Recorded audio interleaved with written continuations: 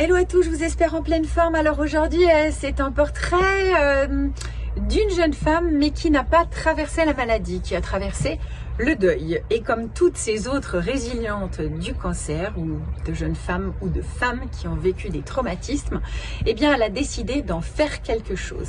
Tiffaine Lemarois est aujourd'hui l'auteur d'un podcast intitulé La Voix des Lucioles. Elle va à la rencontre de personnes qui ont vécu des traumatismes et qui ont décidé de faire quelque chose de cette maladie, de la résilience. Rencontre avec Tiffaine qui est venue faire un petit tour aux écuries et qui a été complètement bluffée de voir les femmes travailler avec les chevaux. C'était trop mignon.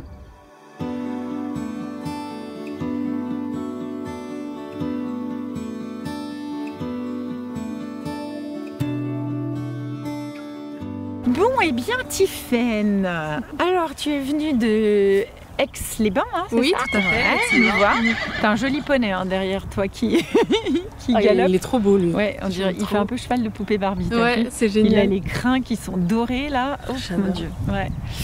Alors Tiffaine, je ne sais plus comment j'ai entendu parler de toi. Je crois que j'ai entendu parler. Tu m'as envoyé un mail, non? Oui, tout à fait. En fait, c'est moi qui t'ai envoyé un mail parce qu'on a un contact en commun. Alors redis-moi. Qui est Caroline du Manoir, qui est une cousine éloignée à moi.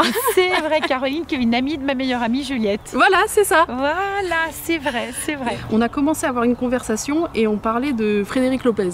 Ah, qui est en fait parce que j'avais noté ça dans la liste de mes rêves et je lui avais dit. Je lui ai dit, moi j'avais une contact en commun, je suis pas sûre qu'elle soit encore en relation. Par contre, cette fille, elle te plairait parce que elle fait ça, ça, ça. Et je lui ai dit, mais... Et là, j'avoue que je lui ai dit, bon, on s'en fout de Frédéric Lopez, j'ai envie de rencontrer cette personne.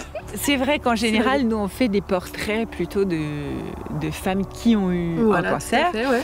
Toi, c'est pas le cas. Donc, ton parcours, il est un petit peu différent. Aujourd'hui, tu as monté un podcast et tu as très envie de parler de résilience parce que dans ta vie, tu as vécu quelque chose aussi de compliqué. Alors, j'aimerais que tu nous racontes un petit peu ce qui t'est arrivé et jusqu'à aujourd'hui où tu es plutôt rayonnante et tu as l'air d'aller bien. Donc ça veut dire que comme moi, tu as un message aussi à faire passer.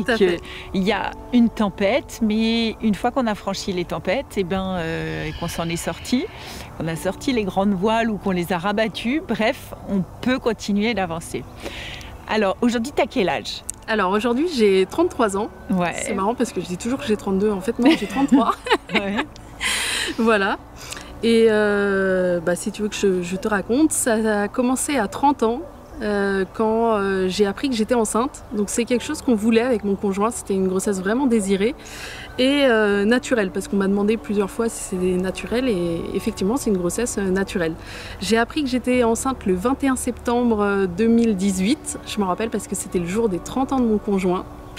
Donc le soir, il arrive et je suis hyper heureuse de pouvoir lui offrir une petite boîte avec plein de petits objets qui lui font penser qu'il va être papa. Et je me rappelle de la joie immense, on pleure, voilà.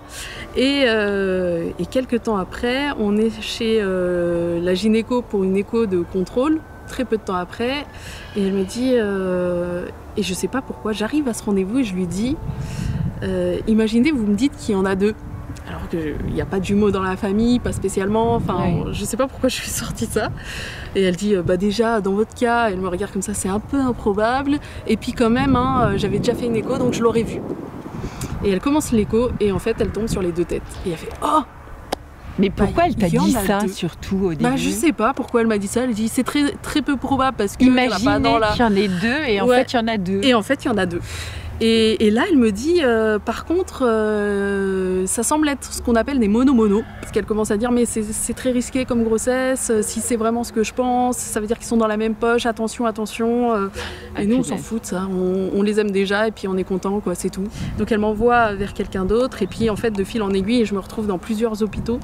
Et je suis hospitalisée très tôt pendant la grossesse parce qu'on me dit, c'est une grossesse extrêmement risquée.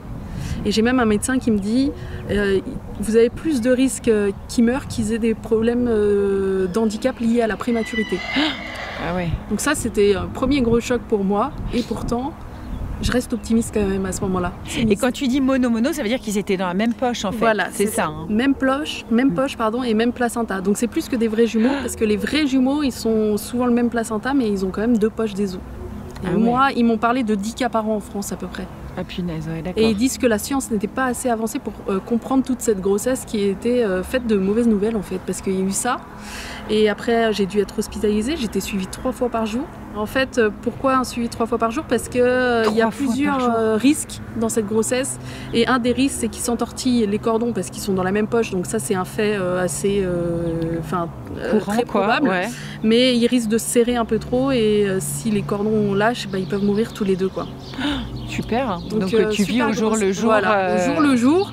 Et avec plein d'autres trucs. Alors à un moment, on m'a dit...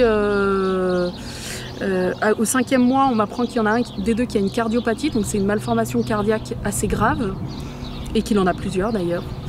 Et c'est une gynéco qui me dit ça hyper froidement en plus.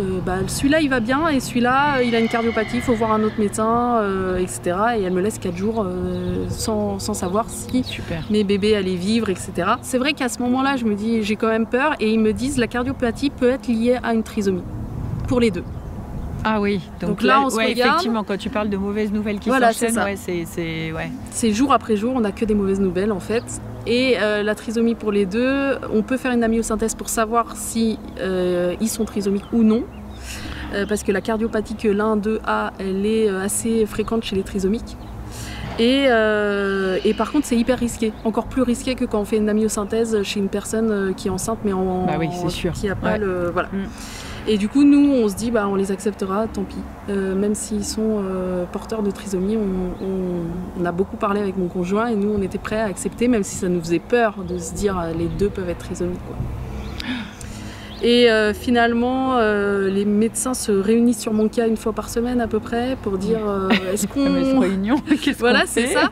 Parce que en fait, c'est un cas, les mono-mono, où il faut mieux accoucher le plus tôt possible dans la grossesse parce qu'ils sont plus en sécurité dehors que dans le ventre. Ah, c'est dingue ça, c'est quand même... Et finalement, c'est mon corps qui va décider pour eux, puisque je perds les os à 7 mois de grossesse, donc à 32 semaines. Donc 7 mois, ça va encore. Ouais, ça va encore, ouais. C'est quand même grand préma, mais ça va encore. Donc ils naissent, ils vont de réanimation en soins intensifs, en néonatologie lambda, on va dire. Et ils évoluent quand même bien, donc ils s'appellent Iliane et Naël. On voit déjà une complicité bizarrement qui se lie entre eux parce qu'ils se tiennent la main, ils se font des câlins, on les met ensemble et tout, c'est assez impressionnant. Et nous, moi ça a été, comme je dis, la première fois que je les vois, c'est le coup de foudre, mais incroyable. Je savais pas que je pouvais aimer autant. C'était incroyable. Ils sont beaux, mais comment c'est possible? C'est mes fils, voilà. Donc la néonate et tout ça se passe, et là ce que j'aime bien dire, c'est que c'est impressionnant comme on est dans un autre monde, quoi. On vit plus nos petits tracas du quotidien. Là, c'est vraiment... T'es focus sur tes enfants, voilà. Quoi. Et tout est exacerbé, que ce soit les joies, il a pris du poids, chouette. C'est sûr. Et puis, on va dire, on a plein de compagnons de galère, de parents qui se battent autant que nous pour leurs enfants. Et ce que j'aime bien dire aussi, c'est qu'il y a des gens qui sont très différents de nous. Et là, on voit que... en fait, le malheur presque nous rapproche. Et du coup, les médecins se prononcent pour l'opération et disent là, faut la faire parce qu'ils commencent à perdre en souffle. Donc c'est le bon moment pour nous pour la faire, sachant qu'il y a 80% de réussite sur cette première opération palliative et que par contre, il faut attendre 24 heures après l'opération pour savoir si elle a été efficace ou non. Donc on envoie notre bébé se faire opérer et en fait l'opération se passe bien en elle-même, sauf que 24 heures après c'est la descente aux enfers, c'est-à-dire qu'on est appelé dans la nuit, il fait plusieurs descentes cardiaques devant nous, donc les médecins nous demandent de sortir, c'est une journée la plus stressante de ma vie et il décède à 16h le lendemain, 24 heures après l'opération.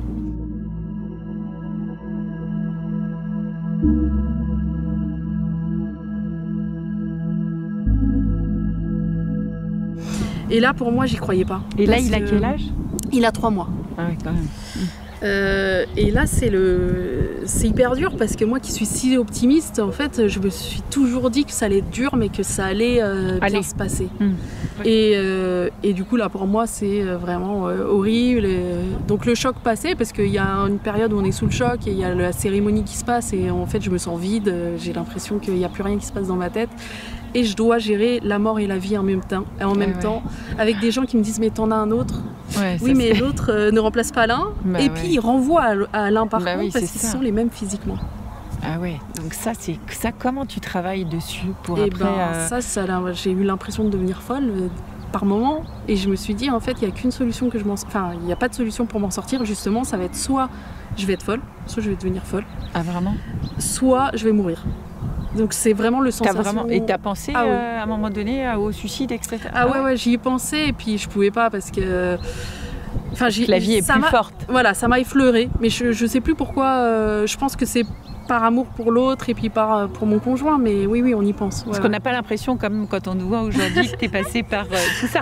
C'est ça qui est important de dire quand même dans ce reportage, c'est que tu as quand même vécu quelque chose où tu me l'as pas dit la dernière fois, mais où tu as carrément pensé au suicide parce que tu t'en sortirais pas. Ah oui. Après, je pense que ça m'a effleuré l'esprit plus que le reste parce que je me suis dit, il peut pas perdre sa mère. Et en parlant d'Iliane, il peut pas perdre son frère et sa mère. En fait, ça m'a beaucoup fait réfléchir. Et pareil pour mon conjoint, il peut pas perdre son fils et sa femme la même année. C'est trop dur. En fait, c'est ça. Je pense que je raconterai après, mais je pense que c'est l'entourage qui nous fait tenir et l'entourage qui se sent impuissant. Mais on aime tellement nos proches qu'on se dit on peut pas leur faire ça en fait. Je crois que c'est le seul truc qui m'a retenu en vie. C'était ça. Et du coup, j'ai vécu par contre 3 mois après un stress post-traumatique, donc avec des crises d'angoisse terribles. Moi qui suis hyper sociable d'habitude. Tu pouvais plus aller en société et tout ça. Ah ouais, mais j'étais mal tout le temps. J'ai l'impression de survivre et de plus vivre. Et je me suis dit, plus jamais je serai heureuse dans ma vie. Et je vais faire semblant, en fait, pour mon fils qui grandisse avec une mère qui croit heureuse, mais ça sera pas le cas. Et puis j'ai fait un long chemin, un long travail, aidé d'une psychiatre remarquable que je voyais très souvent, une fois tous les 4 jours au début, puis après ça s'est espacé. J'étais à 2 doigts de lui demander l'hospitalisation quand même, tellement j'étais mal. Je voyais une psychomotricienne pour les crises d'angoisse, alors je pensais que c'était que pour les enfants en fait. Elle me faisait des séances de relaxation et en même temps psycho. Parce que ça se manifestait comment tes crises d'angoisse? Parce que j'en ai beaucoup moi, des personnes qui ont des crises d'angoisse. J'ai eu l'impression, en fait c'était l'impression de devenir folle quoi. Je me dis mais si je fais rien, si je capte pas mon esprit par quelque chose, je vais péter les plombs quoi. Je sais pas ce que je vais faire, je vais sauter par la fenêtre ou je veux vraiment plus savoir tu maîtrises plus. J'ai l'impression d'être un peu comme sur d'être déréalisé, tu vois là, exactement. Et moi je sais que quand j'ai vécu ça, les gens comprenaient pas et en fait c'est hyper difficile de comprendre, d'expliquer ton mal-être, mais c'est ce sentiment d'être déréalisé. Exactement, de marcher à côté de ses pompes et de déréaliser totalement. Et voilà, et en fait petit à petit il y a eu l'espoir qui est revenu et c'est ça que je veux montrer dans cette vidéo, c'est qu'il y a eu le malheur, il y a eu l'espoir et à ce moment-là il y a quelqu'un qui m'a dit, ça peut paraître gnangnan, je sais pas, mais qui m'a dit tu sais Tiffaine, dans la vie il y a du soleil et de la pluie et sans en nier la pluie, essaye toujours de te tourner un peu plus vers le soleil. Et en fait cette phrase elle a résonné fort en moi, je me suis dit en fait c'est vrai, je vais pas nier que je souffre et aujourd'hui j'y pense tous les jours à mon fils. Mais en fait, il y a aussi le soleil. Et c'est ça qui est important de dire aux parents endeuillés et aux gens, c'est qu'il y a aussi l'espoir en fait, qui revient peu à peu. Je commençais à ressentir de la joie avec mon fils Iliane. Je recommençais à trouver de la joie dans des petites choses du quotidien. Des choses qui peuvent paraître anodines à quelqu'un qui n'a pas vécu un lourd traumatisme et qui en fait... ça rend les détails qui rendent... Enfin, il y a plein de petits détails dans la vie qui rendent la vie belle et on n'y prête pas attention en fait. Et comment tu as géré, parce que ça je trouve que c'est aussi la culpabilité qu'on a de continuer à vivre alors que t'étais... parce que c'est dur de se dire je vais me remettre à être heureuse parce que tu as l'impression que tu n'as pas le droit aussi. Donc ça, comment c'est la psy qui t'a aidé? Oui. Combien de temps il t'a fallu Eh ben, je pense que déjà j'étais en arrêt de travail, enfin j'ai arrêté de travailler pendant presque 1 an et demi. Donc je pense que c'est le temps qu'il m'a fallu pour vraiment remettre un pied dans la vie quoi, et plus survivre. Et la culpabilité, c'était avec la psychiatre beaucoup, nos échanges, nos conversations. Et en fait la culpabilité pour moi elle était presque inverse. Je me dis mais tu dois être heureuse en fait parce qu'il n'a pas pu vivre cette vie-là. tu dois vivre pour deux.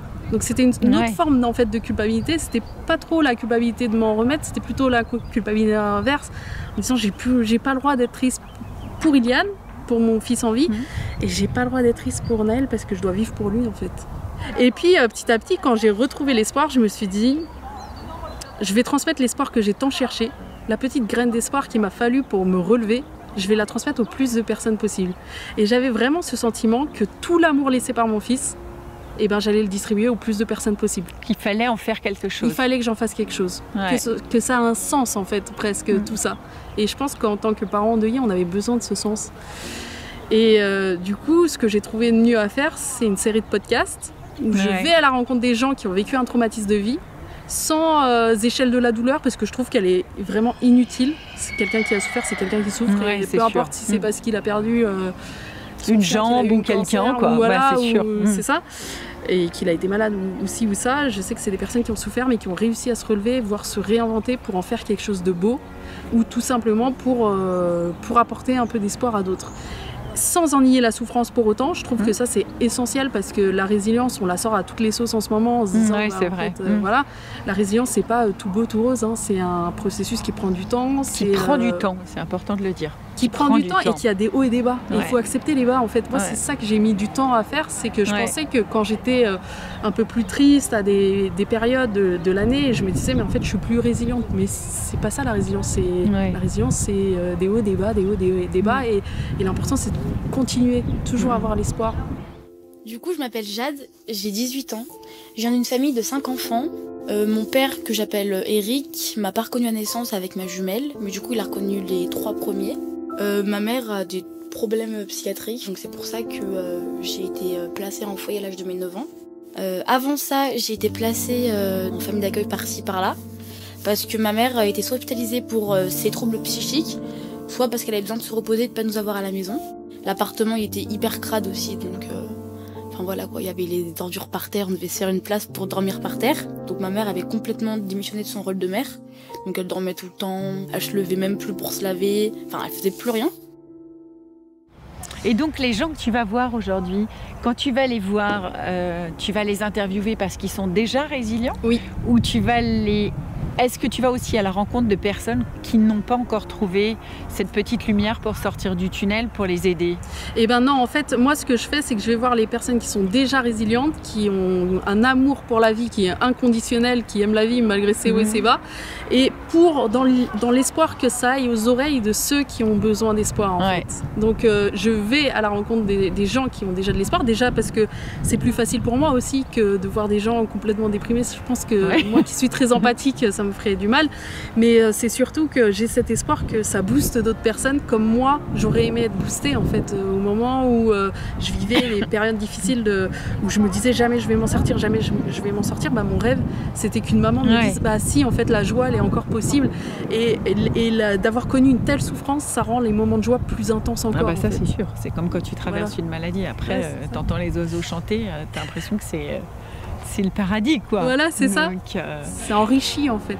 Donc tes podcasts, non déjà, comment va ton fils aujourd'hui? Donc il a 3 ans. C'est ça, Ilian il va avoir 3 ans le 10 avril, il est en pleine forme. 10 avril, ma fille elle est née le 11. Ah c'est vrai. Il est hyper souriant, il a un manque ou pas? Et par contre, il parle de son frère. Alors nous, on a fait le choix de ne pas le rendre tabou du tout. Donc on a vu une pédopsychiatre pour lui en parler, pour voir quel était le mieux pour lui, parce que je voulais pas que ça soit un poids, mais je voulais pas que ça soit tabou. Ça aurait été pire pour moi. Donc j'ai vu quelqu'un qui m'a conseillé, donc on le laisse plutôt venir vers nous pour en parler, mais on ne cache pas les photos de son frère, on lui dit, s'il nous demande, on lui parle de son frère. Et là, depuis à peu près, je dirais, ça fait bien 6 mois, comme il a parlé très vite, ça fait bien 6 mois qu'il m'en parle de lui-même. De temps en temps, il vient... et puis ça peut être, mon frère il est mort, ton frère est mort, est-ce que tu es triste Non. Des fois il me dit non, des fois il me dit oui, ça dépend. Et puis des fois il me dit non, il est pas mort, je l'ai vu, il est en train de jouer dans le ciel. Des fois il s'invente des choses, et ça a quelque chose de beau, et c'est pas toujours facile d'entendre des choses, mais en tout cas il en parle, et je continuerai de lui en parler quoi. Est-ce que tu as envie d'avoir un petit frère, un autre enfant? Et ben c'est une question qui se pose beaucoup avec mon conjoint et en plus en ce moment, donc c'est drôle que tu m'en parles. Ouais. Parce que on se dit pourquoi pas, mais moi c'est un grand stress, donc je prends mon temps quand même. Je me dis bon, j'ai 33 ans. Que ça te redéclenche des crises. C'est exactement ça. J'ai peur de la fatigue qui pourrait me redéclencher des angoisses et surtout est-ce que j'aurais peur tout le temps pour lui, quoi. Parce que je sais, quand on sait que ça peut arriver une fois, on se dit est-ce que ça peut pas arriver une deuxième fois. T'as un risque? T'as plus une grossesse? Non, pas du tout. C'est une grossesse qui arrive dans très peu de cas et ils m'ont dit t'as eu la pire grossesse qu'on ait vue. Beaucoup de médecins m'ont dit ça, mais on l'explique pas. La science n'est pas assez avancée pour comprendre déjà pourquoi t'as eu cette grossesse-là et pourquoi il y en a un qui a une cardiopathie et pas l'autre. Ouais, ça aussi c'est bizarre. Pourquoi, oui, parce que ton petit, donc il s'appelle Naël. Naël, celui qui est décédé. Et Iliane, l'autre. Et Iliane, il va super bien. Et Iliane, a zéro problème. Il va super bien. Il est plus suivi du fait d'avoir fait beaucoup d'hôpital parce qu'il est grand prématuré. Donc il va être un peu plus suivi que les autres enfants. Par contre, il est en pleine forme, quoi. Et les gens disent qu'il sourit pour deux. Ah, ouais. C'est vrai qu'il y en a qui disent ça tellement il est souriant et c'est un bébé sourire, Alors Tiffaine, pour conclure, du coup tes podcasts, on peut les trouver où, quand, comment? Si on veut te contacter parce qu'on a envie de raconter son témoignage, est-ce que c'est possible? Eh bien, tout à fait. Alors, mes podcasts, ils se trouvent sur mon site internet www.lavoixdeslucioles, voix avec un x.fr et sur toutes les plateformes de podcasts, Apple Podcasts, Spotify. Je suis en partenariat avec Sibel, donc j'aime bien quand les gens ils vont écouter sur Sibel. Voilà. À quelle fréquence? Normalement, c'est 1 par mois. D'accord. Voire 1 par mois et demi, selon parce que je me déplace, je vais rencontrer les gens à leur domicile, donc des fois ça prend plus ou moins de temps. Je monte tout, je fais tout toute seule et c'est des histoires très variées.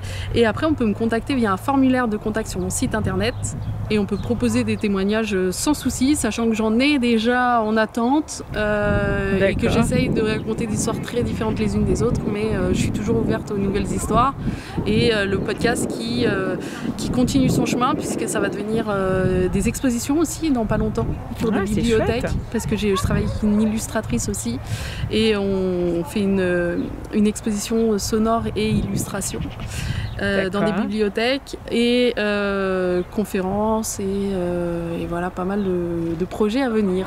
Bon, et bien top. En tout cas, merci beaucoup. Merci du beaucoup, coup, c'est ton job aujourd'hui. Aujourd'hui, c'est mon job. Je viens de monter ma micro-entreprise il y a à peu près 3 semaines. Bon, donc tu cherches des sponsors quand même. Voilà, exactement. Bienvenue à tout le monde. C'est bien de le dire. Oui. Merci beaucoup. Merci à toi de m'avoir reçu.